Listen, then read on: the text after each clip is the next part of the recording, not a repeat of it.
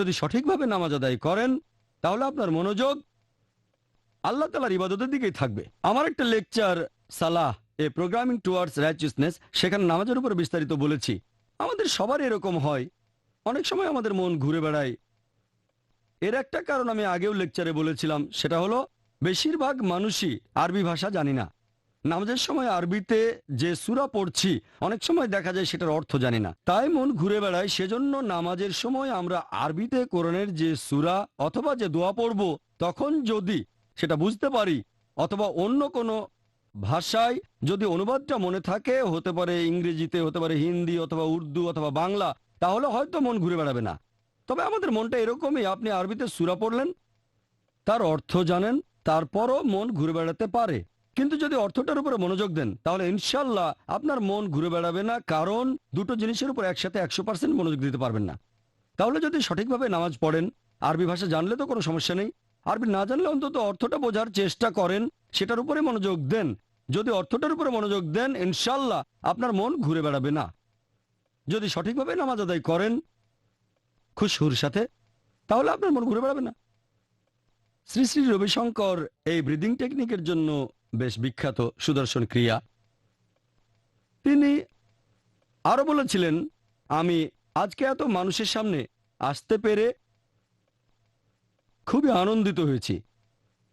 প্রায় লাখখানেক মানুষ এখানে, এত বড় সমাবেশ, খুব খুশি হয়েছেন। ধর্মগ্রন্থ পড়ে শোনাতেও তিনি খুশি হয়েছিলেন বেশ। আর প্রত্যেক মানুষ অন্য ধর্মের পবিত্র ধর্মগ্রন্থ সম্পর্কে কিছুটা জ্ঞান রাখবে, এটাই স্বাভাবিক। আমিও এখানে একমত। তবে তিনি বললেন যে আমরা এখানে অন্য কোনো ধর্মের সমালোচনা কখনো করব না। আমার লেকচারে কথা কখনোই বলিনি। আল্লাহ পবিত্র কোরআনে বলেছেন, সূরা আনামের 108 নম্বর আয়াতে উল্লেখ করা হয়েছে, আল্লাহকে ছেড়ে তারা যাদের ডাকে তাদের তোমরা গালি দিও না, কেননা তারা অজ্ঞানতাবশত আল্লাহ তাআলাকেই গালি দেবে। তোমরা তাকে কোনো গালি দিও না, আল্লাহকে ছেড়ে তারা যার উপাসনা করে, কেননা তারাই সীমা লঙ্ঘন করে অজ্ঞানতাবশত আল্লাহ তাআলাকে গালি দিয়ে বসবে। আমরা বিনা কারণে অন্য কোনো ধর্ম নিয়ে সমালোচনা করব না। কিন্তু খেয়াল করেন, সমালোচনা না করার কথা বলে আসলে কিন্তু উনি সমালোচনা করছেন। তাহলে উনি নিজেই নিজের যুক্তিটা মানছেন না। তিনি সবাইকে বলছেন সমালোচনা করবেন না, এভাবে তিনি সমালোচনা করছেন, নিজের বলা নিয়মটা নিজেই মানছেন না। তিনি আরো বলেছিলেন যে এই যুক্তি হতে পারে তিন প্রকারের, এই তিনটা নামও বললেন তিনি। প্রথমটা হচ্ছে তর্ক, দ্বিতীয়টা হচ্ছে বিতর্ক, আর 3 নম্বরটা হচ্ছে কুতর্ক। উনি কুতর্কের একটা উদাহরণও দিলেন, যে ধরেন একটা দরজা অর্ধেক বন্ধ আছে, এটার মানে দরজাটা অর্ধেক খোলা। এখন কেউ যদি বলে দরজাটা অর্ধেক বন্ধ অর্থাৎ খোলা অর্ধেক, তার মানে এই না যে আপনারা বলবেন দরজাটা পুরোপুরি বন্ধ, তাহলে সেটা পুরোপুরি খোলা। এটাকে উনি বলেছেন কুতর্ক ওনার মতে। আমার মতে এটাকে সহজ ভাষায় বলতে গেলে আমি বলবো অযৌক্তিক। উনি বললেন কুতর্ক, আমি বলবো অযৌক্তিক। যদি কেউ বলে দরজাটা অর্ধেক বন্ধ, তার মানে অর্ধেক খোলা, কিন্তু এমন না যে দরজাটা পুরোপুরি বন্ধ মানে পুরোপুরি খোলা। এই যুক্তিটা আসলে নেওয়া হয়েছে অঙ্কের সমীকরণ থেকে। ধরুন আমি বললাম a সমান b, তাহলে 2a সমান 2b, 10a সমান 10b। যদি আমি বলি যে 1 টাকা দিয়ে একটা পেন কিনতে পারবো, তাহলে 10 টাকা দিয়ে কিনতে পারবো আমি 10টা পেন। এটা হলো ম্যাথমেটিক্সের ইকুয়েশন, সমীকরণ, স্কুলে শিখেছিলাম, সহজ ব্যাপার। তবে এটাকে সেই জায়গায় প্রয়োগ করতে পারবেন না যেখানে জিনিসগুলো বিপরীত। যদি এভাবে যুক্তি দেন যে অর্ধেক বন্ধ মানে অর্ধেক খোলা, সাধারণত এইভাবে যখন সমীকরণ লেখা হয় যে 2a সমান 2b অথবা 2x সমান 2y, সেখানে একটা কমন হর থাকে 2 ডিভাইডেড বাই 2, তাহলে x সমান y, অথবা a সমান b। যদি 2a সমান 2b হয়, 2 দিয়ে ভাগ করেন তাহলে a সমান b, আর 2x সমান 2y 2 দিয়ে ভাগ করেন তাহলে পাবেন x সমান সমান y। এখন যদি কোনো কিছুকে অযৌক্তিক বলতে চান, আগে যুক্তি দিয়ে দেখান যে সেটা অযৌক্তিক। শুধু মুখে অযৌক্তিক বললে কিচ্ছু হবে না। আপনি হয়তো বুঝতে পারছেন এখানে কোনো একটা সমস্যা আছে। অর্ধেক খোলা মানে অর্ধেক বন্ধ, তার মানে পুরোপুরি খোলা আর বন্ধ নয়। আমরা বুঝতে পারছি যে সমস্যা আছে, কিন্তু যদি সেটা যুক্তি দিয়ে প্রমাণ করতে পারেন, শুধু মুখে অযৌক্তিক বললে কোনো কাজ হবে না। হতে পারে সেটা সত্যি, তবে অন্য মানুষ হয়তো সেটা মানবে না। তাই মানুষকে কনভিন্স করার জন্য যদি কেউ অযৌক্তিক কোনো কিছু বলে, আপনাকে যুক্তি দিয়ে সেটা প্রমাণ করে দেখাতে হবে। শুধু মুখে বললে সবাই মানবে না। যেমন ধরেন, কেউ হয়তো বলল 2+2=3, অথবা কেউ বলল 5+5=8। যুক্তি দিয়ে দেখাবেন, এটা ভুল, মুখে বললে হবে না। আপনি তাকে এভাবে বলতে পারেন, 5 টাকা দেন, আরো 5 টাকা দেন, এই নেন 8 টাকা, অথবা দুটো 2 টাকার নোট দেন আর এই নেন 3 টাকা। সে বলবে না। তাহলে আপনাকে পাল্টা উদাহরণ দেখাতে হবে, যুক্তি দিয়ে প্রমাণ করতে হবে যে তার কথাটা ভুল। তা না হলে অন্য মানুষ হয়তো আপনার কথা মানবে না। এমনিতে আমরা শুনে বুঝতে পারছি দরজা অর্ধেক খোলা মানে অর্ধেক বন্ধ, কিন্তু পুরো খোলা মানে পুরো বন্ধ না। তবে অঙ্কের মধ্যে এরকম সমীকরণ আছে। আমাদের এখানে বুঝতে হবে যে এই অঙ্কের সমীকরণের নিয়মটা দরজার ক্ষেত্রে প্রয়োগ করা যাবে না। 1 নম্বর পয়েন্ট। এরকম খোলা বা বন্ধ এগুলো অ্যাবস্ট্রাক্ট। দ্বিতীয়ত, জিনিসটা যদি বিপরীত হয় সেখানে তখন নিয়মটা খাটবে না। যেমন ধরেন, কেউ হয়তো বলল অর্ধেক বন্ধ সমান সমান হচ্ছে অর্ধেক খোলা। এখন যদি দুই সাইডকেই অর্ধেক দিয়ে ভাগ করি বা 2 দিয়ে গুণ করি, তাহলে আমরা পাবো বন্ধ সমান খোলা। এটা সত্যি না। অর্ধেক দিয়ে ভাগ করলে অর্ধেক অর্ধেক কাটাকাটি, অথবা 2 দিয়ে গুণ করলেও তাই, তার মানে বন্ধ সমান খোলা। এটা কি সত্যি? সবাই বলবে যে না।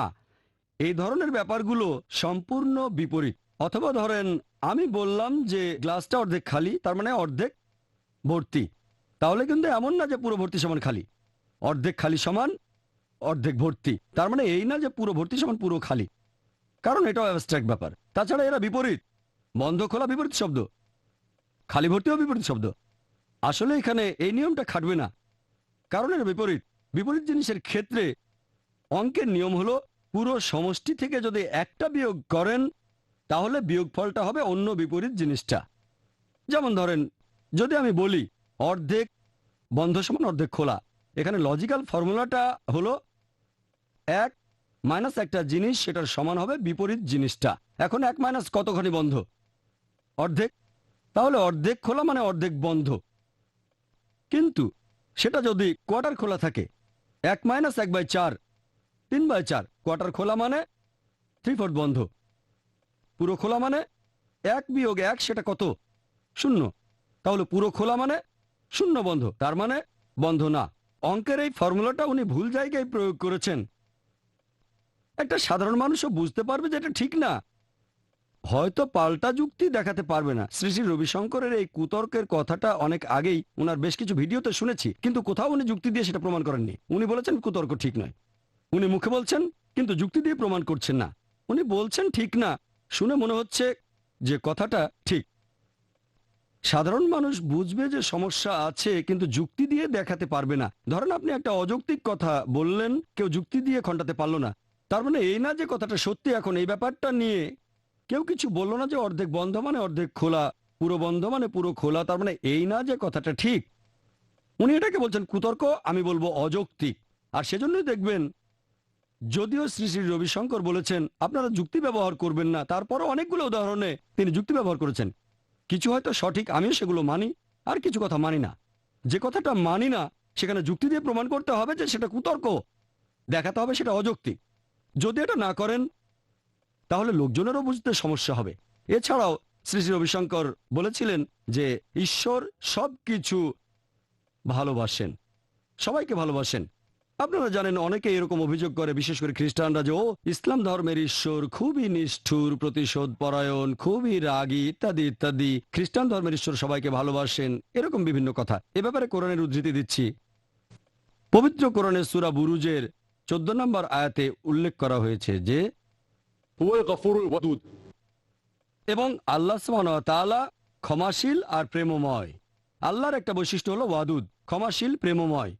এই কথা আবারও আছে সূরা হুদের 90 নম্বর আয়াতে উল্লেখ করা হয়েছে যে আল্লাহ সুবহানাহু ওয়া তাআলা তিনি পরম দয়ালু এবং তিনি প্রেমে পরিপূর্ণ, তিনি ওয়াদুদ। আর পবিত্র কোরআনে এরকম অনেক জায়গায় আল্লাহ তাআলার ভালোবাসার কথা বলা হয়েছে। যেমন ধরেন, সূরা মাইদার 13 নম্বর আয়াতে উল্লেখ করা হয়েছে যে দয়াবানদেরকে আল্লাহ ভালোবাসেন। পবিত্র কোরআনের সূরা মাইদার 42 নম্বর আয়াতে উল্লেখ করা হয়েছে যে আল্লাহ ন্যায়পরায়ণদের ভালোবাসেন। এছাড়াও সূরা মাইদা 93 নম্বর আয়াতে উল্লেখ করা হয়েছে যে আল্লাহ ভালোবাসেন সৎকর্মপরায়ণদের। এরকম পবিত্র কোরআনে অনেক জায়গায় বলা হয়েছে যে আল্লাহ সুবহানাহু ওয়া তাআলা এইসব মানুষকে ভালোবাসেন। এভাবে দেখলে হ্যাঁ, আল্লাহ ক্ষমাশীল, আল্লাহ প্রেমময়।